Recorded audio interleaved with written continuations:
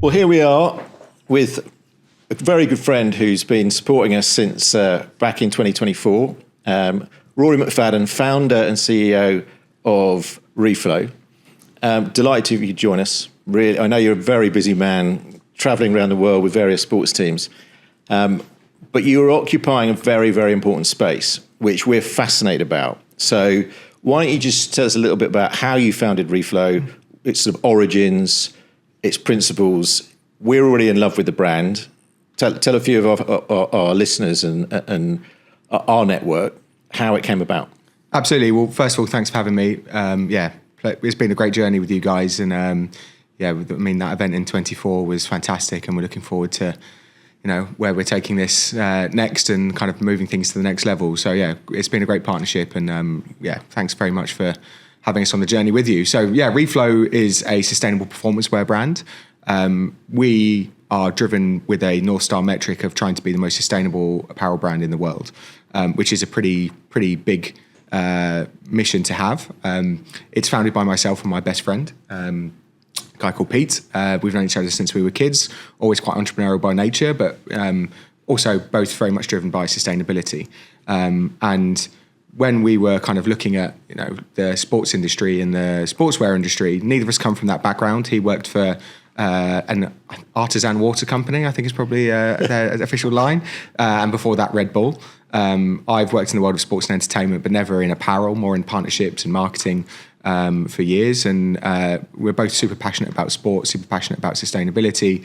And when we were digging deep into the industry that we were looking at, which was the apparel industry, we noticed that there was, some kind of big issues in that industry. Fashion's the third most polluting industry in the world. 92 million tons of fabric enter landfill every year. A lot of that fabric has never even been used, but a lot of that is driven by the sports industry and sportswear. Fashion and sportswear go hand in hand. And we looked at the industry and went, well, who is leading the way in sustainability, especially in performance wear? There's great brands like Patagonia and outdoor wear, but who's leading the way in sustainability in kind of that mainstream space that is occupied by Nike, Adidas, new guys like Castor and Gymshark? There's no one who is really driving the way forward with innovation, with any real purpose. And it led us to look at the automotive industry. And 10 years ago in the automotive industry, you had a Toyota Prius. That was your only option if you wanted a more sustainable vehicle. And was it cool? Did it perform well? Was it aspirational? Did people want that car? No, but people drove it because it was the only real option out there. And then Tesla, and there's plenty of other conversations to have around Tesla, but Tesla entered the market as a genuinely more sustainable option than a petrol engine. And it was aspirational. It was cool. It had the latest technology. People wanted to drive it. It built a cult-like following. And we went, well, why is no one, where is that brand in the performance wear space? And, there's genuinely an opportunity to really change the game, change the sportswear game for good, as we say, by being that brand. And that was kind of one of our guiding principles of let's create a high performance brand that performs as well as the incumbents, that looks as good as the incumbents, but every option, let's take the most sustainable approach we can to do that. Yeah, it's interesting that you take another industry. I mean, the motor industry is a perfect example, isn't it? Because you're 100% right. Finding an electric car that you liked 10, 15 years ago was pretty difficult. And my sort of sense was sport has always worked around that replica shirt sell. I mean, you know what the P&L looks like, and you know what that line is very important. And no one really grabbed it. And it must have been... Did you question yourselves when you first look at, we're addressing a problem, but why is there really no one else doing performance in this space? Because when you start as an entrepreneur, you kind of think, I can't be the only one that sees this, right? Yeah, and I think blissful ignorance played a big part in that. And neither Pete and I came from the apparel industry. So the fact that we approached it with completely, we're a bit green behind the ears in terms of how things are done. But actually that was a big positive because, we would say to suppliers and look at supply chain and look at how things are made and go, well, why is that being done that way? And often it was, well, that's just the way it's done. And so us coming from a different background, we're like, well, let's do that differently. Why is every garment wrapped in a piece of single-use plastic? Mental. And that's still the case in almost all apparel. And it's like, well, that's, let's find a biodegradable solution that does what it needs to do. Little things like that we were able to approach slightly differently. So I think you're completely right about kind of the P&L piece, and the bottom line is that actually commercial solutions are super important. People have come up with ideas around, replica shirts should have logos that can peel off and be replaced with new logos, so you don't need to change the shirt and you kind of look at that and you go, well, that's not very commercial, because actually that just means your logo is going to peel off in the wash, and that's not a great look. And unfortunately, it has happened to probably a few team shirts over the last couple of seasons. Won't mention any names, but we had to find commercial solutions. So everything that we were looking at is like, we can't be outrageously more expensive than other opportunities because we won't win any business. And the same with our apparel, like the clothing that we produce for our mainline range rather than partnership ranges. It's got to be as good. It's got to perform as well. Like all of those things, and those things took a super long time. Again, we're not apparel people, so we had to find great people who could help guide us on what makes a great fabric. We were surprised, but actually, I think had no one really with a commercial hat on looking at commercial sustainability. It was kind of like, in a dream world, clubs shouldn't be producing the amount of jerseys they do. That's never going to happen for the aforementioned reasons of every club, sports team, organisation it's a profit centre for them. And you can't expect them to, in a highly competitive world of pro sport, take away their opportunities to be profitable. Just never going to happen. So you've got to find ways to commercially do things better for them. And that's kind of how we approach that, of like North Star metric of sustainability, but it has to be commercial. Yeah, I think the famous David Beckham model at Real Madrid, wasn't it, where they sign him for an astronomical figure and then fly him straight out to Asia, and they recoup the signing fee in 24 hours or something with selling replica shirts. So I think it's an interesting one, that because you approach it from with a new perspective, you're not the sort of traditional been in garments forever, being around all the major brands. And I feel that's where there's a big connection for us. So we looked at sustainability in the same way and go, look, if it's not commercially advantageous, it isn't going to happen. And even if you've got the most unbelievable product that may even perform better, if you're not making as much money out of it for your clients, it isn't going to get adopted. So I think that is amazing that you've put the performance level into those commercials, because that always felt like the balance where people struggled, and perhaps why it took so long for sport to adopt it. I think the other thing I found really interesting about what you guys are doing is that your concept that you've put into, is it Reloop? Reloop, yeah. Right. So tell us a little bit about this, because I've had teenage kids just coming out, and there are now all of those platforms. They behave differently around garments, and it's temporary, but it's in a circular system. So just to explain Reloop to us. Yeah, absolutely. So Reloop is a mechanical, this is going to be a bit of a jargony bit, but I'll break it down without the jargon, is a mechanical fibre-to-fibre recycling system, meaning that it becomes closed loop. So in essence, we can take a football jersey, we could take a polo shirt, we could take a pair of training shorts, take them back and mechanically recycle that the same way you'd recycle most other plastic into a pellet of recycled polyester, so it can have a new life again. And that headline figure I mentioned earlier of 92 million tons of fabric end up in landfill is, part of the reason is, I always say to people, when was the last time you recycled a piece of clothing? And people, you can talk, when you last put a plastic bottle in a recycling bin or similar, but when did you do that with clothing? And the universal answer is, well, I don't know if I ever have. Yeah. And that's not a bad answer. Like, that's not how dare you. That is just because clothing's not designed to be recycled, is the reality of it. And so we took a step back and, said, well, why don't we make clothing that can be recycled? Let's look at everything that needs to happen to a garment to allow it to be mechanically recycled the same way you'd recycle a plastic bottle. And that is, you have to make that a monofibre garment. Every single part of that has to be made of one fabric. Yeah. I'm wearing a monofibre garment now. This is all made from recycled polyester, 100% recycled poly. And then we have our logos, and so you have to be very different with logo application. So what you're wearing there has got a silicone-based logo. That is unrecyclable. So we then developed a water-based transfer system which can pass through that recycling machine without contaminating what's in it. So it was a kind of look at how do we make sure that we can produce garments and we design and manufacture with recycling in mind, then finding the supply chain to be able to do that, and then rolling that out commercially. So we first rolled it out in our mainline range, and this is actually mainline range, but it's not out till the end of the year. Little sneak peek for you. But if you went on our website, there's like a number of Reloop garments there. And for a customer, it's a very simple process. You buy that as you'd buy any product, and when you're finished with it, and you may have worn it to death for 4 or 5 years, we'd always encourage it at end of life, like if it's not ready to be recycled, donate it to charity or give it to a friend or do something with it. But if it is come to the end of its life, then you can scan the QR code, send it back to us. We'll give you 30% off your next reflow order, and we will then mechanically recycle that. I think that as a business model is fascinating, right? So all of the good stuff is done, but actually you've taken a commercial customer retention and repeat business. Mm-hmm. And gone, right, we're really going to go after them. And great brands have loyalty, don't they? And that takes a long time to build. But you seem to be accelerating that with a model like that really quickly. Yeah, it does. For us, it's if we can keep people in the reflow ecosystem and them see what we're doing and why we're different, then that's great. And we talk about some of our Pete and I are kind of our background would probably say we're both brand builders, and so. We talked very early days about what we wanted to be as a brand, and we always said we wanted to be a brand that people are proud to wear, proud to work for, and proud to partner with. And by doing things like Reloop, it ticks the boxes of all three of those things, because you're, the amazing people that we've got working for us.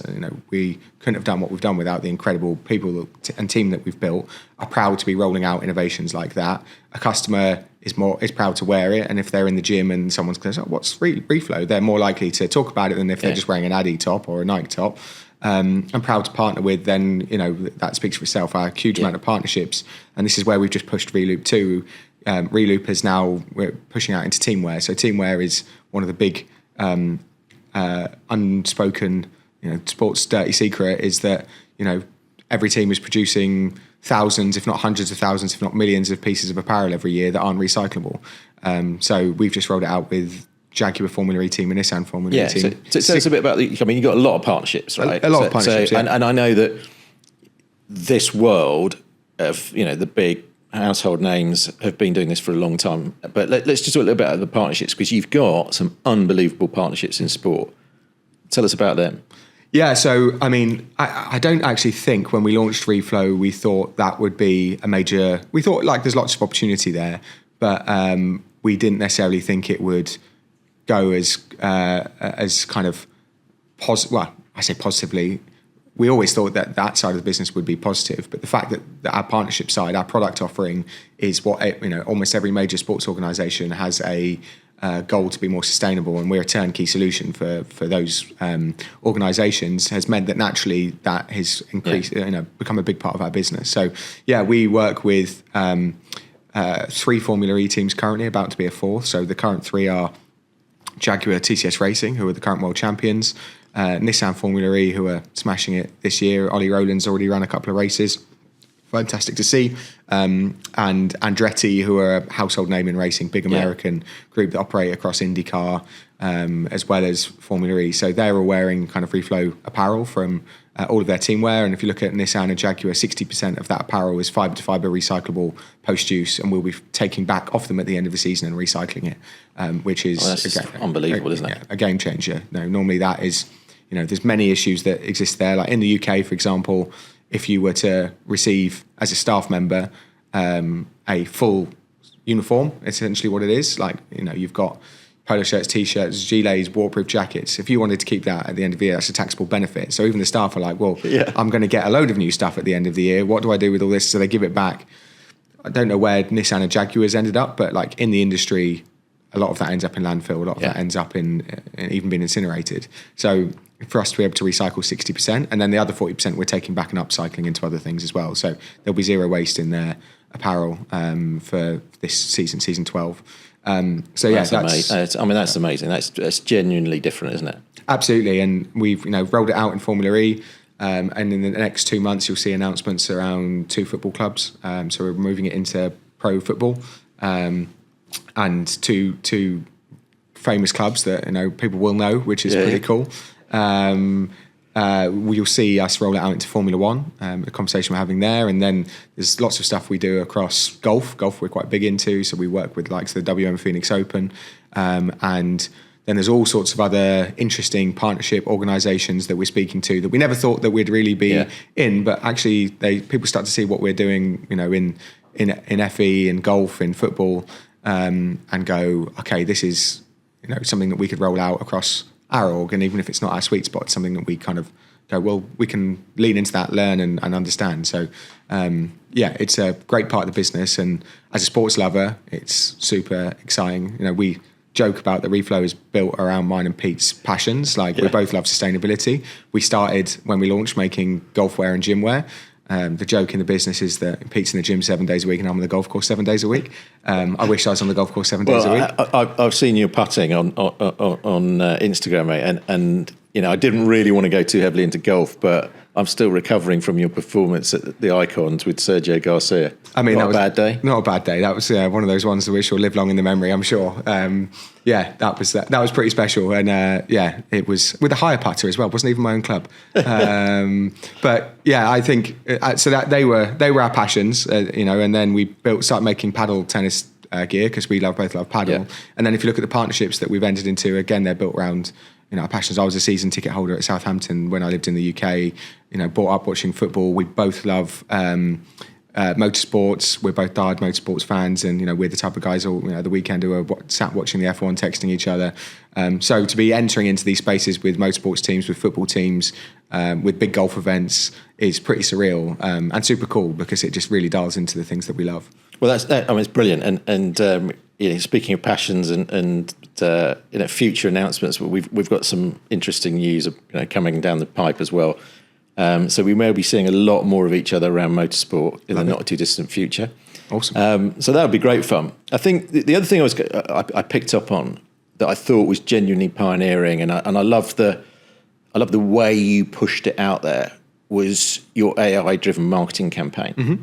So talk to me about that in terms of how far ahead would you think that was? What drove the decisions to do it like that? Yeah. Obviously, one is going to be it was a much more sustainable way to do it, and just I love the data around. And I don't think people really recognise what the impact of fashion is in terms of those numbers you've quoted. You may well know that I think the other industry that's got a monstrous footprint is media, and no one really talks about it, and it's double what airlines is. Yeah. So, I thought you tackled that beautifully. So, to tell me a bit about how the campaign came about and what were the drivers for it, and what was the impact? Yeah. So got a fantastic relationship with the WM Phoenix Open, the greener show on grass, as they call it, the most sustainable golf event in the world. They recognise what we do. Actually, we got an email. This when I say partnerships, became something very quickly. Is that I think we were 3 months old, and they went on our website, went on the contact us section, and said, "We love what you're doing. Would you be interested in creating a range for us?" And initially, that was for WM directly and their staff, all the operational staff on site. So they all wore REFLO for the year, and then that caught the attention of the PGA Tour's merchandise team, who were like, "What's this brand that they're all wearing? Let's get it in the merch tent." And we like to be quite creative in storytelling with these things. So year one, we created a capsule called the Phoenix Surf Club for them. The concept was that, the idea was that I'd been at the previous event and I walked into their merch shop and everything looked the same. It was all green cactuses. And I was like, who is who? Like, all these brands are telling the same, they're just dialing into Phoenix. Phoenix as a desert, like that's what they're talking about. Like, that's not that interesting. So I was like, let's do something different. And we did a lot of research, found that in 1960s, America's first ever artificial wave pool opened in Phoenix, and it was open until 2022. It became a surfing mecca. Like, globally, people would fly from all around the world. There was a movie made out of it. And 2022, a property developer bought it, leveled it, and built housing. And we were like, well, that's a pretty sad story. Yeah. Like, they've lost an icon of Phoenix. So we created a surf-themed golf collection that was all based around Big Surf, as it was called. And that was a really cool idea. And then roll on to next year, or last year as it was. No, it was the start of this year, actually. We were approached to do another capsule, and we created... we found that there was an underground bowling alley in Phoenix in the 50s called Gold Spot. So we created the Gold Spot capsule, which was a bowling themed golf collection. Like, again, something completely different colours, different take on It was brave, right? It was brave, yeah. It was like, doing things completely differently, and it sold out at the event, so that's fantastic. But to then dial back into AI, when we were looking at, we're a team that are split across the UK and the UAE, to go and shoot in Phoenix and fly models over, fly cameramen over, and everything that entails, we're like, that's a pretty heavy lift, and it's has an environmental impact. It's very costly. We're like, how can we do this differently? And we have seen the rise of AI. As a business, we use AI loads in decision making, in streamlining processes. We think it's great, and we were like, well, why don't we create an entire campaign using AI? So there's still quite a lot of content to come out of that, some of the behind the scenes stuff, and we'll start talking about, what's the environmental impact, because there is still an impact. AI is quite energy intensive. So we're going to, break down the numbers between AI and then flying 6 people to Phoenix from halfway across the world to shoot this and then back, and everything that entails. But then also the kind of the cost perspective, what's the difference in using AI versus shooting? And the answer is AI isn't a silver bullet right now. It was super tough. We were quite, I wouldn't say last minute, because we'd been thinking about it for a while, but we started developing it a month out from launch. In hindsight, that was pretty tight. Normally, if you fly someone a month out, shoot something and edit it, that's normally fine. Still probably a bit tighter than we wanted to, but it was super tricky. And there are parts of it that we look at and go, this is fantastic. But even if you look at all of the entire campaign, every single part from the VO was generated by AI. The person speaking isn't a real person; it's AI. The imagery is AI. The stills are AI. The studio shots that we've put up on the website of the product on people is AI. Every single part of it didn't involve a single model wearing the apparel.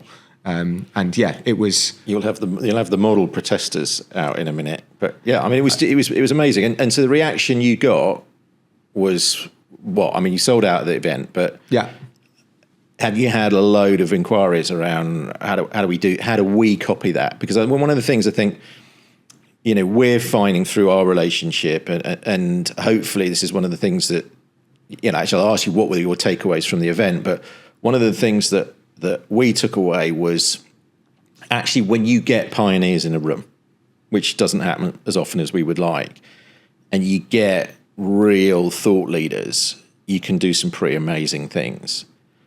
And it felt like that was something that I wasn't expecting. And I follow you guys a lot, but what was the reaction to it from existing customers, future customers? Interestingly, a lot of people didn't realise it was AI, which is always, because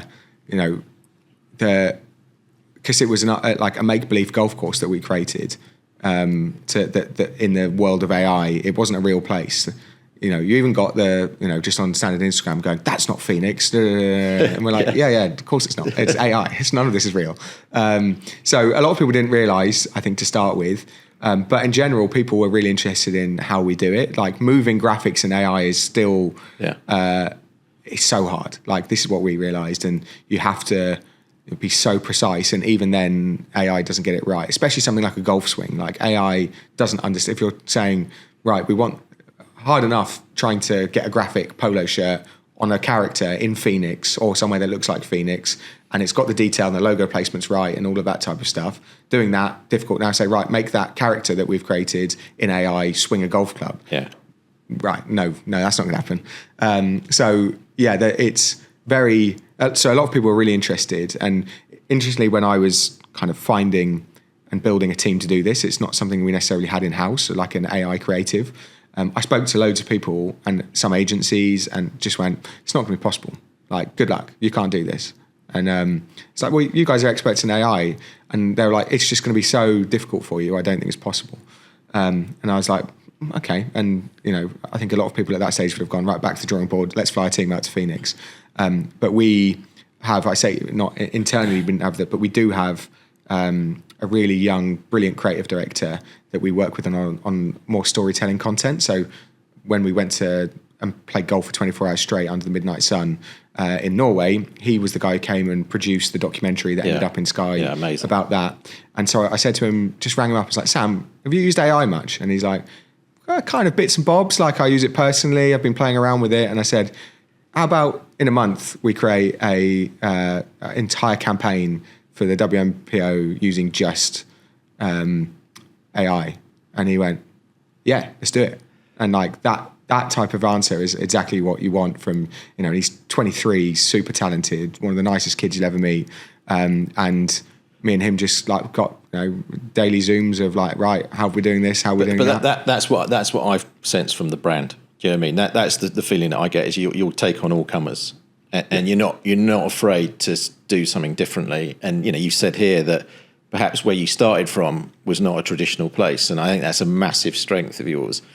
So hats off to you for that, mate. Thank you. And the other thing I wanted to touch on with you guys was it's been done everywhere, but you've done it in a slightly different way. The celebrity endorsement. Mm-hmm. So tell us a bit about the Harry Kane relationship, because it's not, a very simple brand ambassador deal, is it? He's kind of part of the family. Just he is absolutely, and it's pretty surreal to say Harry Kane's a business partner, but he is. So that came around. Harry played in the Icon Series event in New York, and REFLO with the apparel partner, and he tried it on, and I was actually in the room when he tried it on for the first time, and he went, "Oh, this is what's this?" And like, "What's this brand?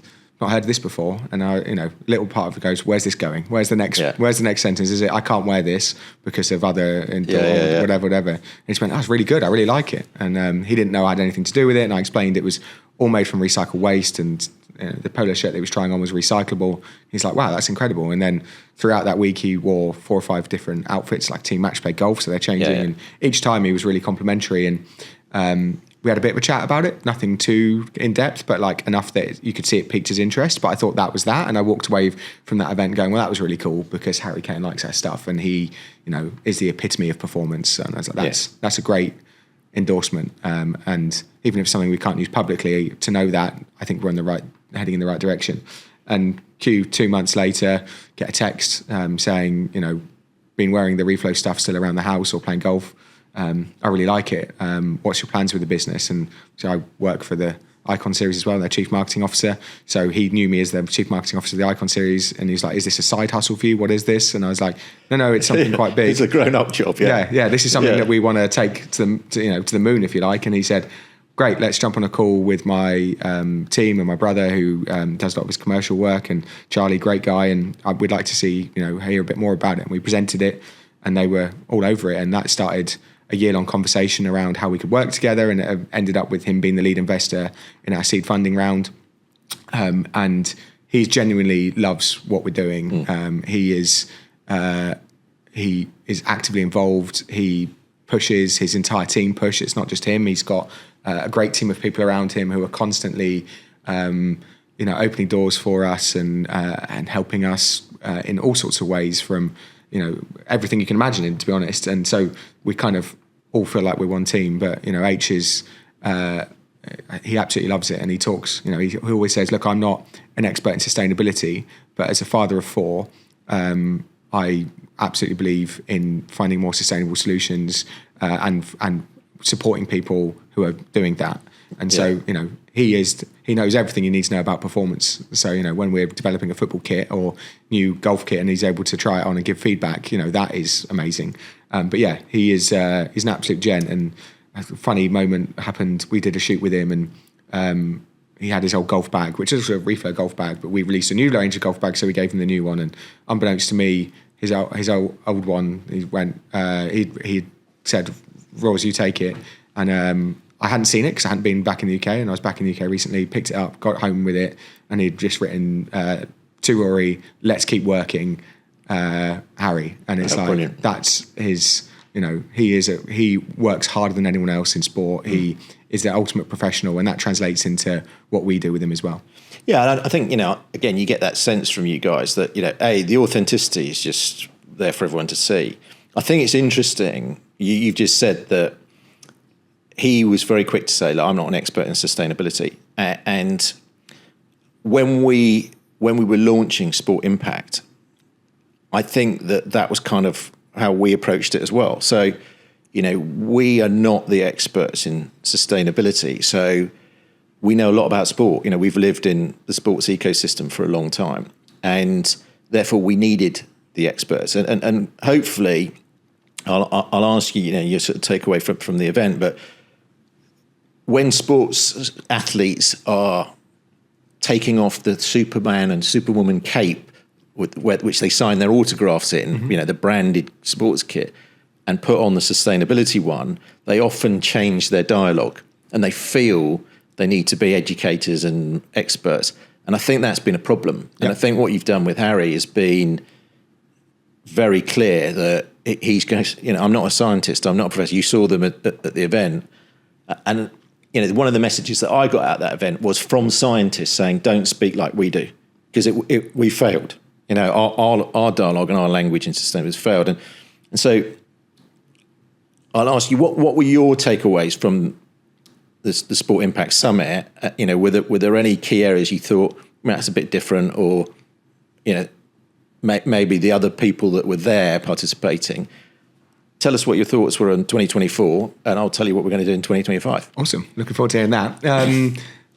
My key takeaway was that I've been to a million conferences where there's a stage where there might be some talks on sustainability, or it's part of a conversation because people see it as a buzzword. And actually, when you have maybe someone, I'll give you a golf example. I went to the PGA show in Orlando, and they had on one of their stages one talk about sustainability, and they invited one of the big incumbent brands in golf to talk about sustainability.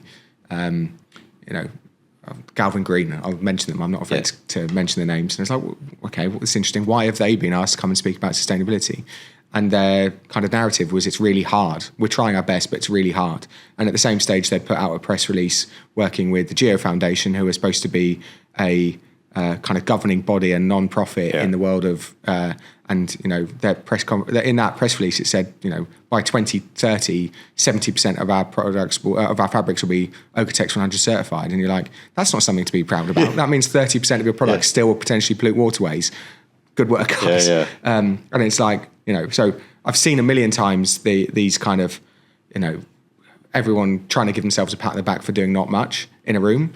And it frustrates me immensely. And the people who should be part of the conversations often aren't, because they're probably not the people who are putting big checks down or whatever, in that space. Whereas what I really felt about SIS was that it was a room full of people who genuinely were making change, wanted to make, or if they weren't making change, wanted to learn more about how to genuinely make change. And it was full of inspirational people and amazing connections that we've kept in touch with. And I still chat to Dommy, and he's a super cool guy, for example, and just he's really interested in what we're doing, and vice versa. And there's lots of people in that space who. And it was really interesting to have the scientists there, right? That was the part that you don't see, like that, and at times, maybe people think that's less glamorous and they want the big name there. They want the, whoever speaking, but actually the scientists were giving everyone the context, the reality, and that sets the tone for the people with the decision makers. And there were lots of decision makers in that room to then go, right, we need to make better decisions. And that was a really cool narrative for that event to have, because you started off with that. You then had the decision makers and people around, the sports industry going, right, what do we need to do and what are we doing? And then kind of it finished off at the end with it all coming back together. And then the networking evening and the gala dinner were kind of fantastic, because it just, it was a day of proper messaging. It didn't feel like a day of 2 or 3 interesting talks, then 5 talks which are just marketing, that someone is kind of paid to be there for, so they forget to speak about what they're doing. And does it really matter? It felt like every conversation that was had mattered, and that is super cool. Yeah, and thanks for that. I mean, I think it was, like a lot of these things, you've got some exceptional talent in the room, and there's some unpredictability around what the outcomes are. The scientists they're an interesting one, because their feedback was genuinely amazing. And they had what they were talking about is they were having conversations with sports rights holders, the people that were in the room, who were asking them questions which they never expected. How do I communicate with my fan base? For a scientist or an academic, they go, well, don't you do that every day? So that was really interesting. And it's kind of helped us develop a lot of the stuff from that. So what we've got coming down the line are a couple of things. One is that learning and that education and that masterclass program. We've now developed that, so we'll be running masterclasses in this region. We're developing them in the UK as well this year, and we'll be doing them at events alongside some Formula One stuff towards the back end of the year. So that's coming. The other thing that is coming has been we've got a lot of inquiries around, well, how do I want to participate a bit more? So how do I get involved and what can I get out of it? So we'll be launching a membership probably by the time this goes out. So we'll be announcing that very shortly. And then the summit again this year, which is going to take place, date TBC, but it'll be December in this region, will feature a global awards ceremony. And that's just something that people have said, look, there isn't the Oscars of sustainability doesn't really exist, and we'll be developing that. So those are the a few things that we've got coming this year. We're going to spend a lot of time following you guys because we're incredibly proud to have you as part of the team as well. I guess from us, Rory, thanks very much for coming in, mate. Been an absolute pleasure. Thanks for your support. We look forward to seeing you during the rest of the year. Yeah, absolutely. Thanks for having me on. It's always something I'm super passionate about. So to sit and chat for an hour is no chore whatsoever. I love it, and we're working with great partners like yourself, and to genuinely change the game and get the messaging out there is super important. So right back at you. Thanks for working with us, and look forward to what the rest of the year has in store.